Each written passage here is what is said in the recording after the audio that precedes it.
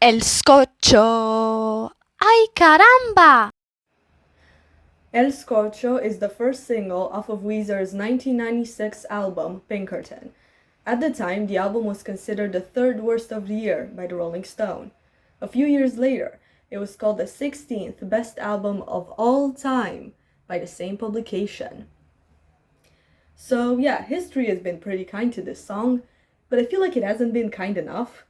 A lot of people will talk about how amazing, Pink Triangle and Across the Sea and Butterfly actually are, but I don't see that many people take the song seriously. I mean, it's a sweet little song about how great you would be for this half Japanese girl who plays the cello. In Giacomo Puccini's 1904 opera Madame Butterfly, a Japanese girl of 15 years named Xoxo or Madame Butterfly is sent to marry an American sailor. He then promptly leaves and then returns 3 years later with a wife. Why is this relevant to understanding a Weezer song, you may ask? Because his name was F.B. Pinkerton.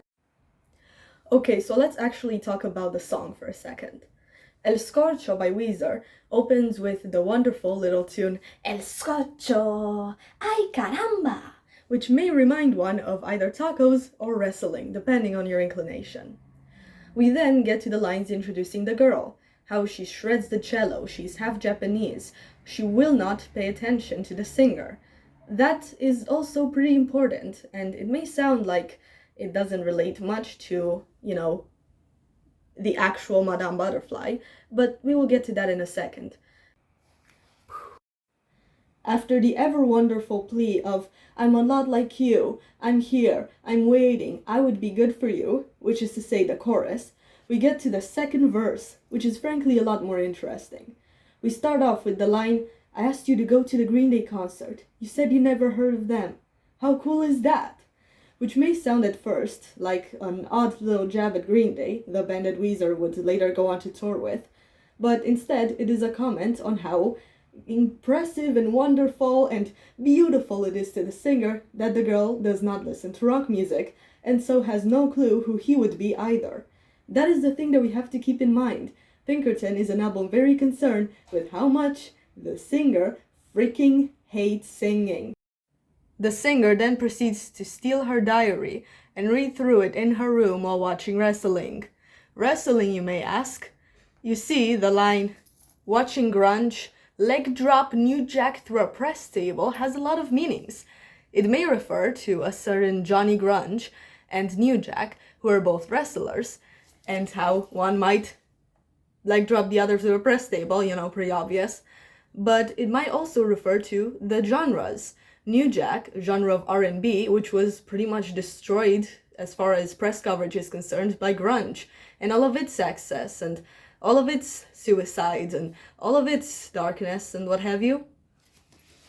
Anyhow, this might be a commentary on how, for Rivers Cuomo at least, watching the entire music industry eat itself alive while he is trying to get through Harvard, and yes, he was in Harvard while writing this, might be a bit like watching a game of wrestling, entertaining and useless.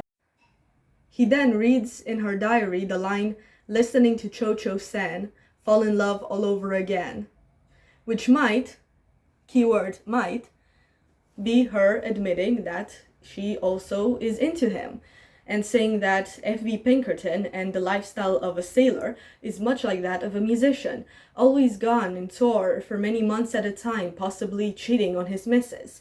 And he may interpret that as the fact that she likes him back, and she's just scared to tell him in the same way that he is scared to talk to her.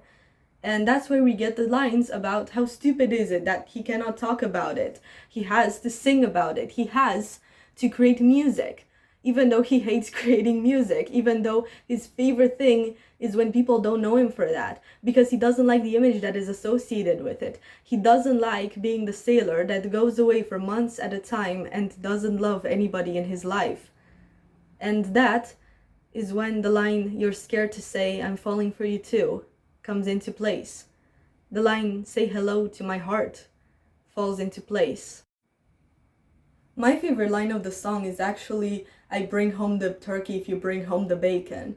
because it kind of shows the fact that as long as she understands him, he's not really concerned about the roles that they are supposed to play. He's not concerned that he is Pinkerton and she is xoxo. He's not concerned that supposedly women should be the ones making the turkey and otherwise making dinner, and the men should be the ones bringing home the bacon, aka the cash. He isn't concerned about the fact that he is a rock singer and she plays the cello, because they are a lot like each other. I'm a lot like you. They are both creating music in order to express themselves, and that is the beauty of the song. It's about craving connection. It's about craving somebody who understands you through your art, especially if it means that they see you not as an artist, but as a vessel for that art. It's a song about social anxiety and how wonderful it is to just be seen by somebody and how much you can crave that. I like to think that the line "you could keep my fingernails clean" refers to how she would be stopping him from doing drugs and entertaining the press and doing other things associated with the rock star lifestyle. She would basically be stopping him from getting his hands dirty in the music biz. After all of this, what does "I think I'd be good for you and you'd be good for me" really mean? I mean, obviously the lines "I'm a lot like you" have gained a lot more meaning in the context of the rest of the song, and we obviously know what she would be good for. She would be good for keeping his hands clean. She would be good for loving him and getting him away from his destructive ways while still enjoying music. But what would he have to offer? What do we have to offer as listeners? What do we have to offer in the exchange between musician and music? I like to think I offered you a bit of a new perspective, but does that really matter? At the end of the day, I'd be good for you, and you would be good for me.